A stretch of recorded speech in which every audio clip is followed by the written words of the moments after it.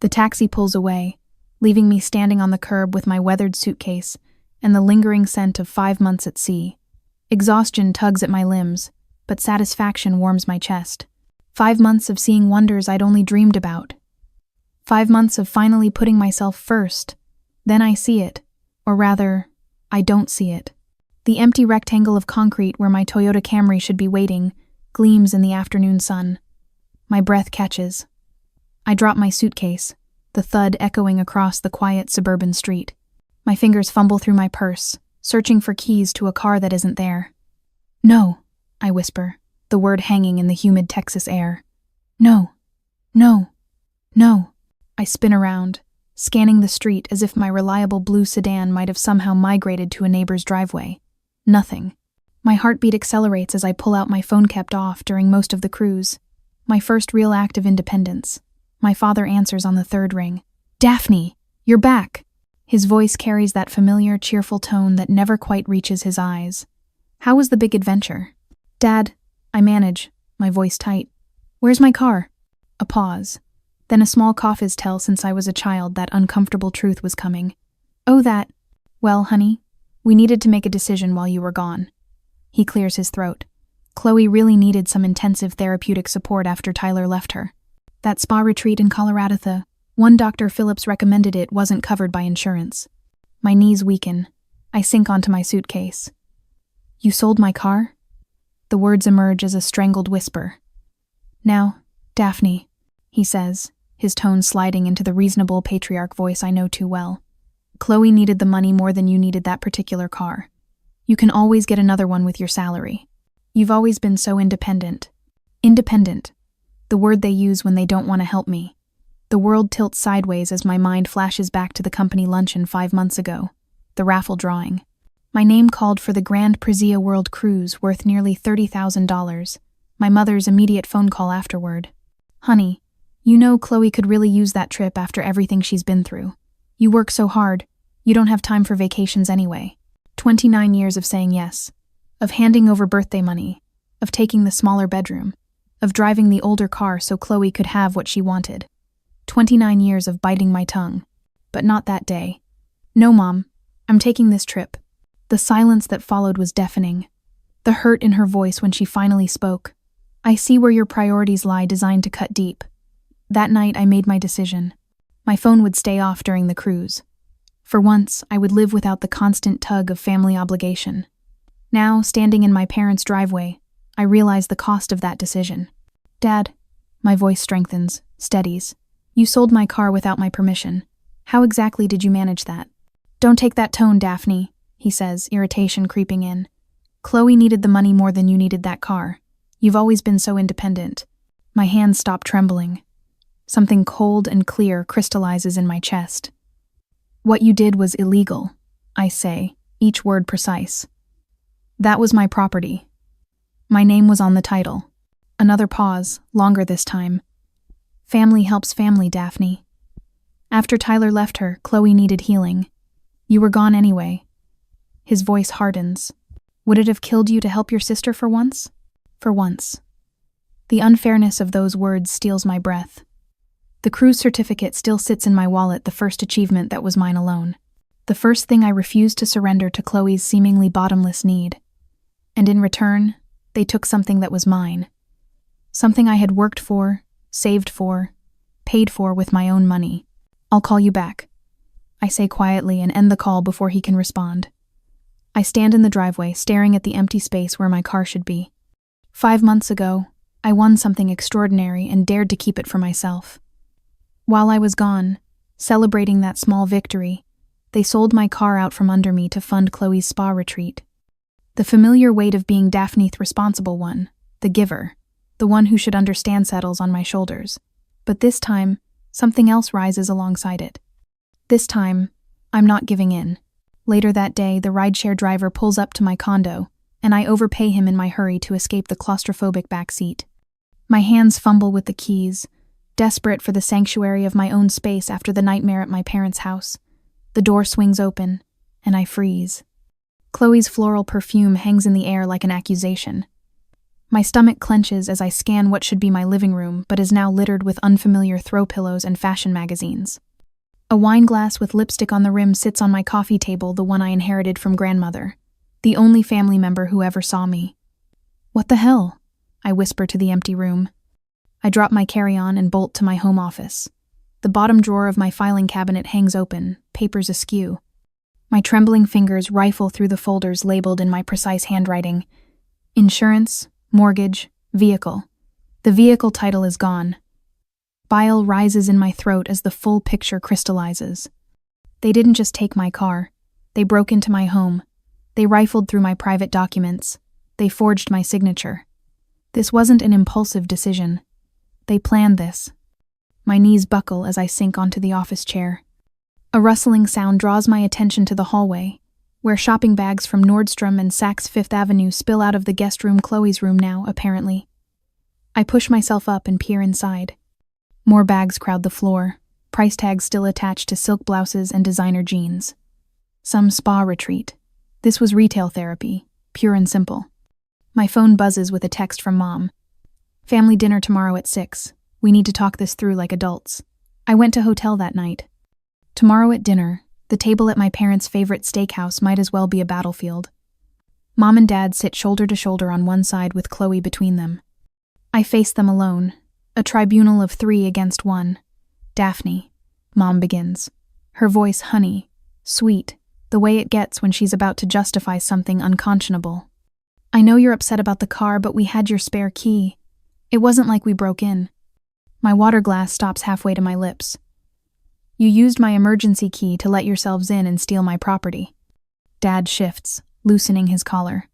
"Rick at the dealership is an old golf buddy. He didn't ask too many questions about the paperwork." "You mean he didn't verify that the signature was actually mine?" My voice remains steady, surprising me. Chloe rolls her eyes, twirling her straw in her cocktail. "You can just buy another car with your big salary. It's not like you don't have the money. That's not the point, and you know it." "You're being unnecessarily legalistic," Dad says, waving his hand dismissively. "It's family helping family." Mom reaches across the table but stops short of touching my hand when she sees my expression. "And speaking of family helping family, we think it would be best if Chloe stays at your place for a while until she gets back on her feet." The restaurant noise fades as I stare at them, these strangers wearing my parents' faces. "You've moved her into my home without permission, and now you expect me to just accept it?" $17,500, Dad says, ignoring my question. "That's what we got for the car. Chloe needed that money. And I needed my car." The words emerge as sharp as broken glass. "You stole $17,000 from me." Mom's face hardens. "If you pursue this legally, you're choosing money over family." "After everything we've done for you," Dad adds, leaning forward, "this is how you repay us?" I've heard that line my entire life. It's their trump card, played whenever I resist being the family ATM. Family matters should stay within the family. Dad continues, voice dropping to a conspiratorial whisper. "What would people think?" On cue, Chloe's eyes fill with tears. "Everyone abandons me. Tyler left, and now you too, Daphne? What did I ever do to deserve a family that doesn't love me?" The unspoken ultimatum hangs between us. Lose my entire family or continue being their doormat. For 29 years, that threat was enough to keep me in line. Not anymore. Outside the restaurant, a familiar voice calls my name. Malcolm, my next-door neighbor, walks toward me with his golden retriever. "Daphne, you're back. Did you get my texts about your sister?" I shake my head. My phone was off during the cruise. His friendly face clouds. "I tried to warn you. I saw her moving in bags about a week after you left. I thought it was strange she had your keys, but figured you'd arranged it." "I didn't." My voice breaks. Malcolm's expression hardens. "I've got security camera footage of her coming and going. If you need someone to testify about when she moved in, just say the word." For the first time since discovering my empty driveway, warmth spreads through my chest. As the taxi drives back to my hotel that night, I wonder if pursuing legal action against my own family is truly worth the cost. Would seeking justice finally free me from their manipulation, or would it forever brand me as the villain in our family story? What would you do when the people who should protect you become the ones you need protection from? The phone buzzes against the hotel nightstand, jolting me from a fitful sleep. Aunt Martha's name flashes on the screen, the third relative to call this week. I answer with a voice still rough from another night of tossing and turning.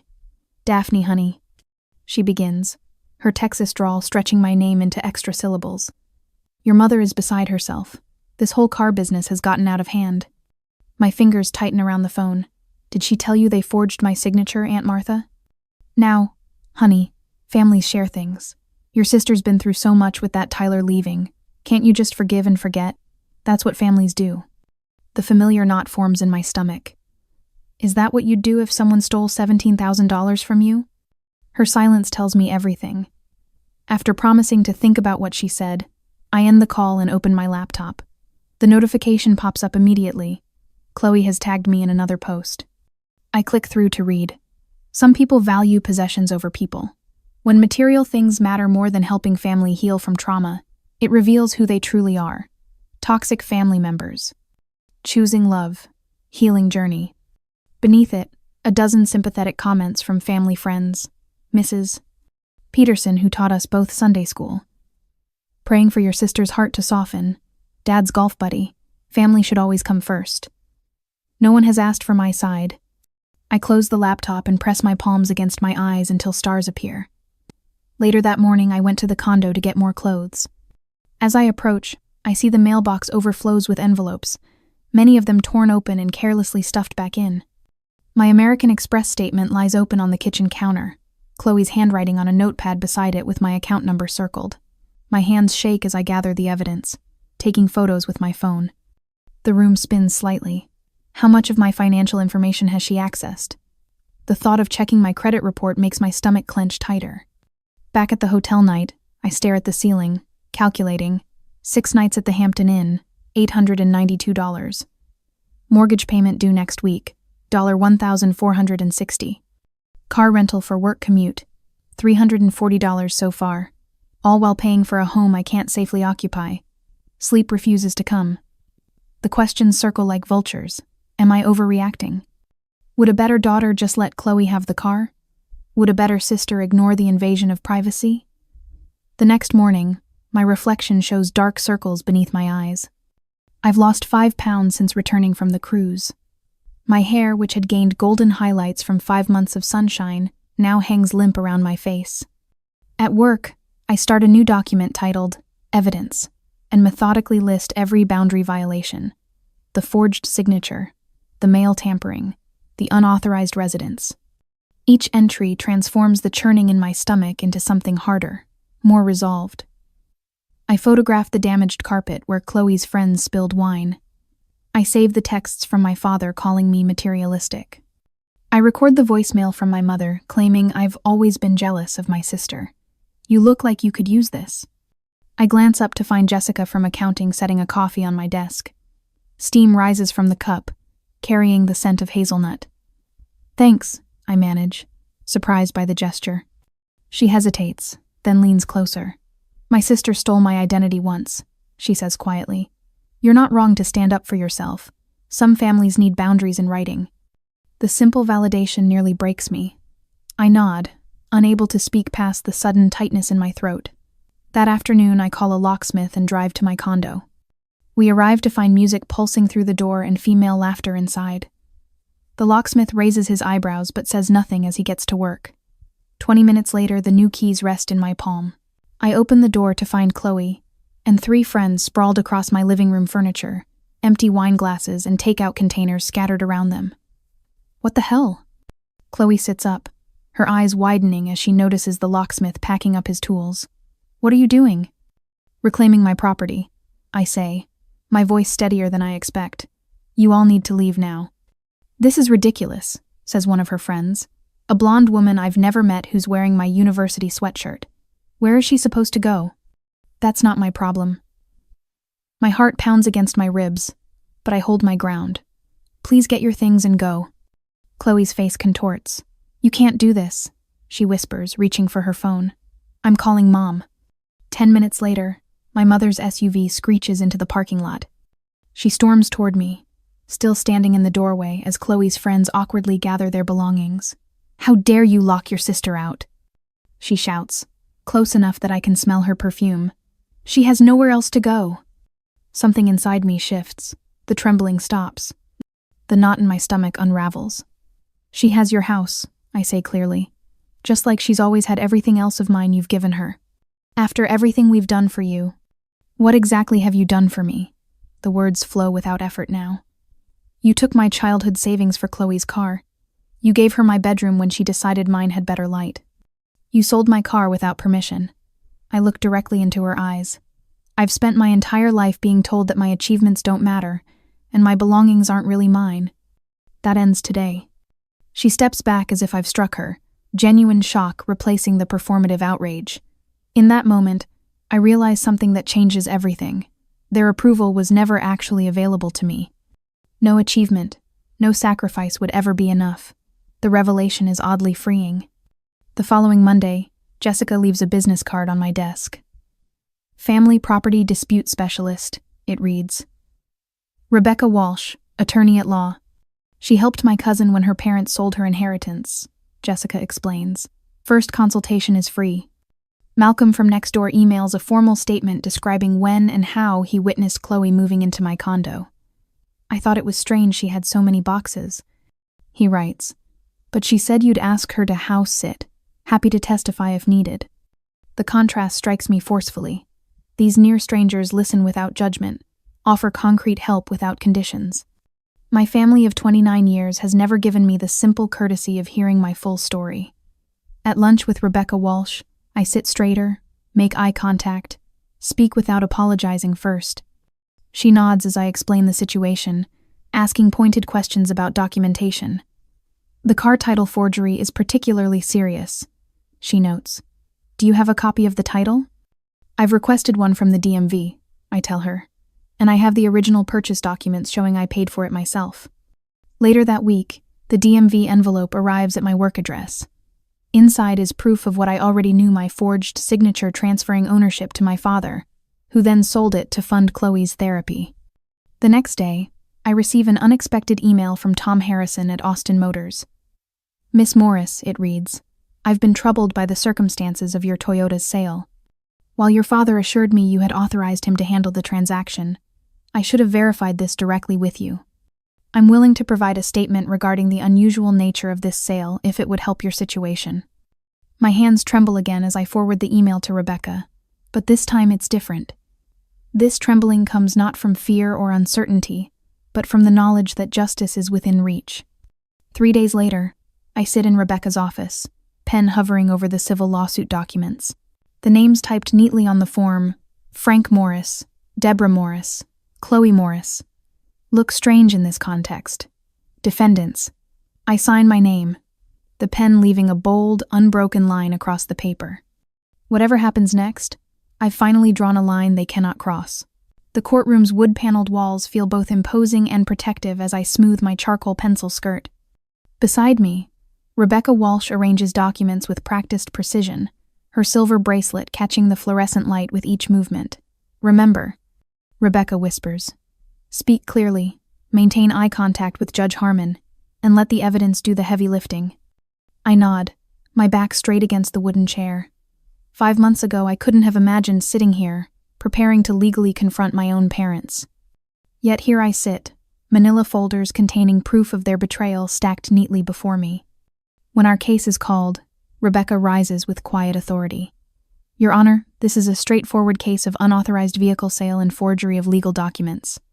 I watch Judge Harmon, a woman in her 60s with reading glasses perched on her noseskin, our filed complaint. Her expression reveals nothing as Rebecca begins methodically presenting our evidence. First, the vehicle title and registration in Miss Morris's name. Rebecca slides the documents forward. Next, bank statements showing Miss Morris purchased this vehicle with her own funds 3 years ago. My gaze remains steady as I add, Your Honor, Texas Transportation Code Section 501.074 clearly states that selling a vehicle without proper title transfer constitutes fraud.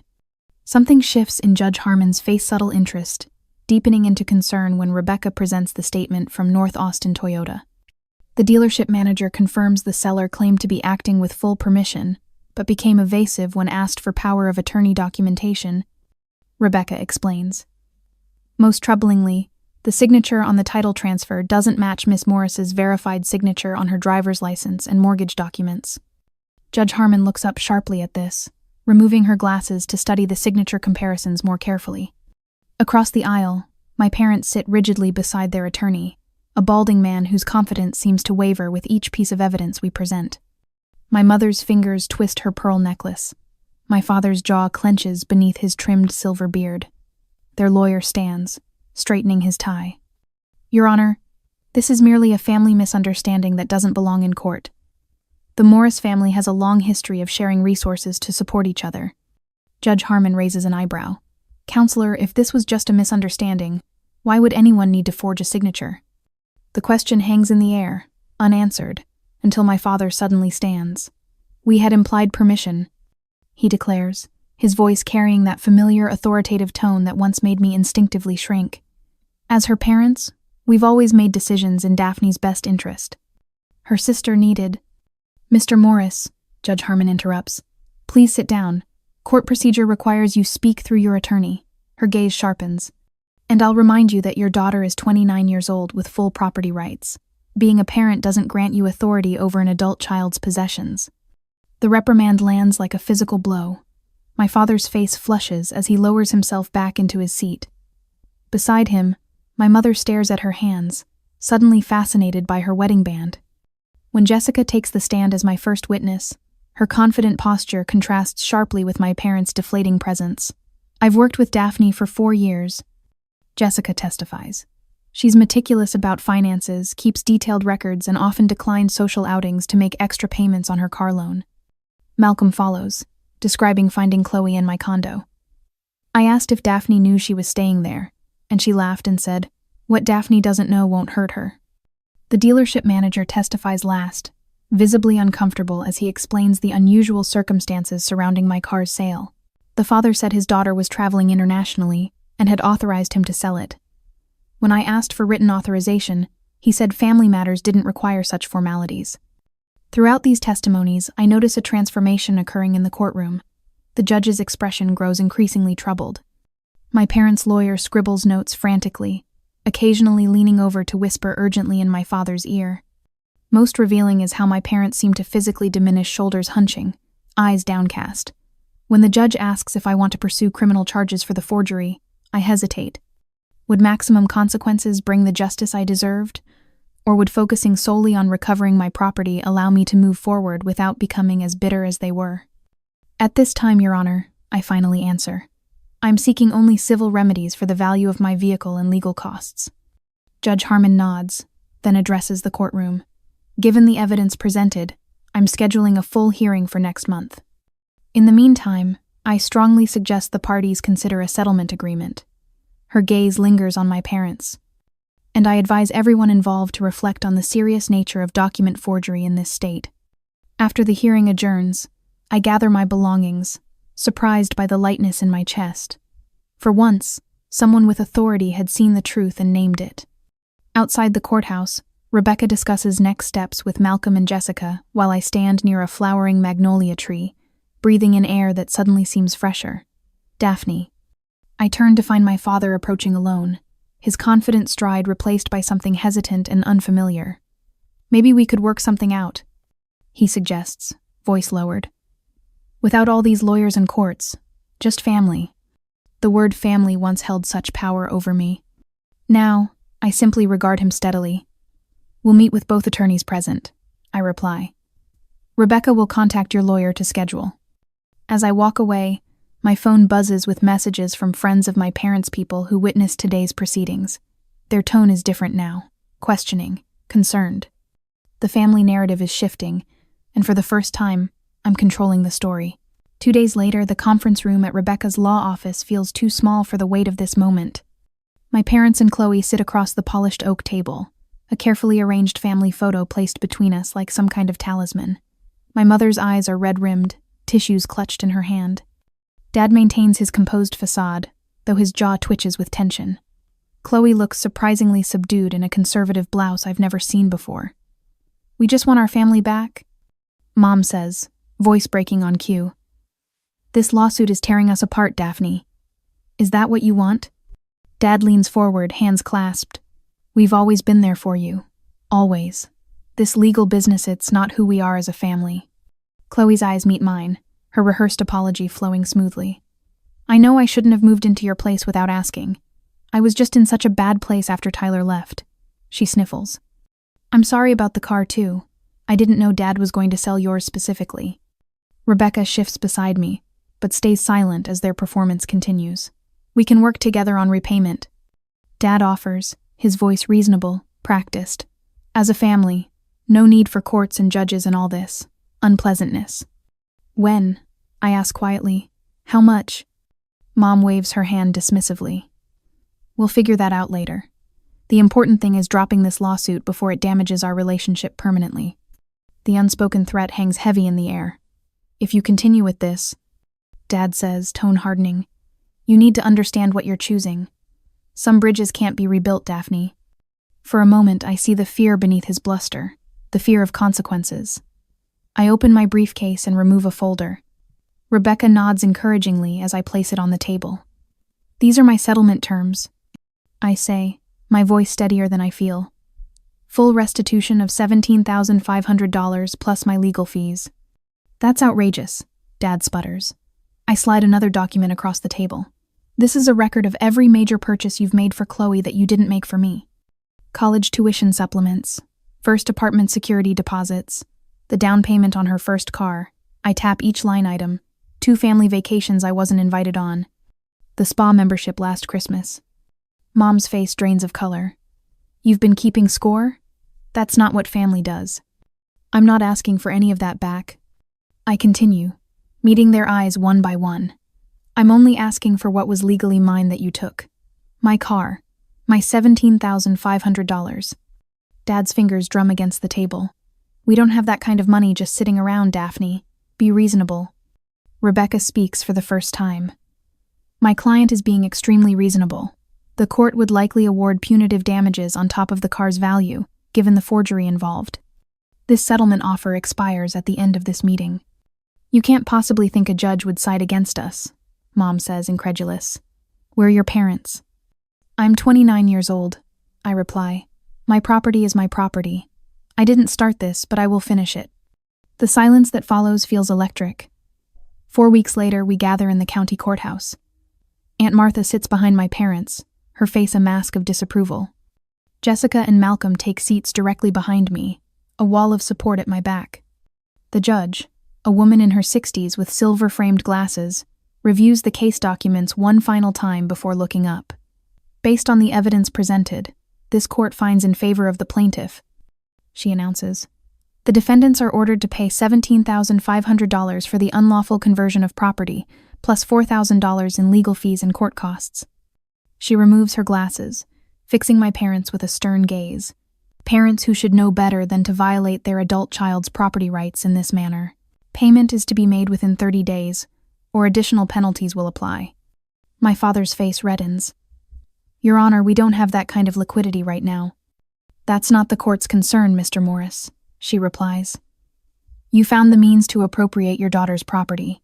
You'll find the means to make restitution. As we exit the courtroom, a strange calm settles over me. My father approaches, shoulders slumped in defeat. We might have to sell the house, he says, voice low, unless you're willing to accept payments over time. I think of all the Christmases spent in that house where Chloe's gifts towered over mine. The dining room where I sat through countless family dinners hearing about Chloe's achievements, while mine went unmentioned. Sell the timeshare in Destin. I suggest. The one you've taken Chloe to every summer since she was 16. The one I was never invited to use. His face registers genuine shock, as if he'd forgotten about its existence or perhaps forgotten how deliberately I'd been excluded. After all, I add, it's just property, right? Not as important as family. The words hang between us, the years of taking finally met with giving back. 2 weeks later, a court notice arrives confirming payment in full. I sit alone in my reclaimed condo, the paper smooth between my fingers, and breathe. Rumors swirl that my parents had to take out a second mortgage. Chloe, miraculously, is engaged to Brian Miller, whose family owns half the car dealerships in the county. And yesterday, a text from Aunt Martha asked if I'd meet her for coffee next week. The money doesn't fix what was broken, But as I place the notice in my filing cabinet, I understand that some victories aren't measured in dollars, but in boundaries finally respected. A year later, I am finally on my own. The dealership doors slide open with a satisfying whoosh. My hand trembles slightly, not from anxiety but anticipation, as I sign the final paperwork. My fingers linger on the silver key fob before I slip it into my pocket. "Congratulations, Miss Morris," the salesman says, extending his hand. "She's all yours." I walk outside where it waits a sleek Mazda CX-5 in deep burgundy. Not the practical beige sedan my father insisted was sensible when I bought my first car. This one has heated leather seats, a panoramic sunroof, and the premium sound system I've always wanted. "You earned this," I whisper to myself, running my hand along the gleaming hood. The judgment money could have purchased another Camry with plenty left over. The old Daphne would have done exactly that, banking the difference to please parents who never noticed. Today, I choose differently. Today, I choose me. Later that evening, laughter fills my condano truly mine, with photos from my world cruise displayed prominently on walls painted in colors I selected. Jessica raises her wine glass as Malcolm adjusts the cheese board he brought. "To Daphne's new place," Jessica announces, though technically it's the same place, just finally Daphne-fied. I never thought I'd enjoy hosting. I admit, watching my small gathering of friends settle comfortably in my space. I always worried about what my parents would think of my decorating or my cooking. Malcolm gestures to a large framed photo of me standing on the deck of the cruise ship, the Mediterranean stretching behind me. That woman right there doesn't look worried about anyone's opinion. 1 year passes like the turning of a key in a well-oiled lock. The applause catches me off guard as our VP announces my name. "Leadership Excellence Award," reads the crystal plaque they place in my hands. The bonus check feels substantial in my pocket as I return to my desk, still flushed with pride. My phone buzzes 20 minutes later. My mother's name appears on the screen. I consider letting it go to voicemail, then answer. "Daphne, I heard about your award. Congratulations." "Thank you," I say, surprised by the acknowledgement. "Chloe's having some trouble with her rent this month. I thought perhaps you might help her out with that bonus money. She's really trying this time." The old familiar tightness doesn't come. Neither does the trembling voice or desperate need to justify myself. "No," I say simply. "I won't be doing that." A pause. "Well," she says finally, "I suppose that's your choice." "Yes," I agree. "It is." The call ends without drama, without tears. My peace remains intact. To the family we choose and the boundaries we defend, Jessica proposes as we clink glasses at a small restaurant.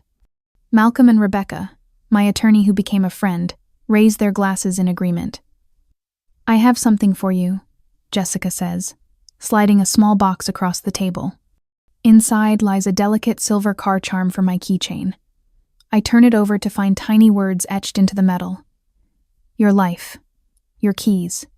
Sunlight streams through the cafe window, casting a warm glow on Aunt Martha's face as she stirs her tea. Her hand covers mine briefly. "I should have spoken up years ago," she confesses. "Your mother did the same to me that she did to you, always favoring her sister. I never had the courage to stand up for myself." "It's not too late," I tell her, meaning it. As I drive home along the coast road that evening, I roll down the windows of my Mazda. The promotion to senior analyst sits comfortably in my pocket like the weekend trip itinerary I've planned with my new friends. The rearview mirror shows only the road behind me, not the reflections of expectations I'll never meet. Some might call what I did revenge. I call it reclamation. As I drive along the coast that evening, I wonder if family is truly defined by blood or by respect. Some doors close so better ones can open. What would you choose? Maintaining relationships that diminish you, or building new ones that help you grow?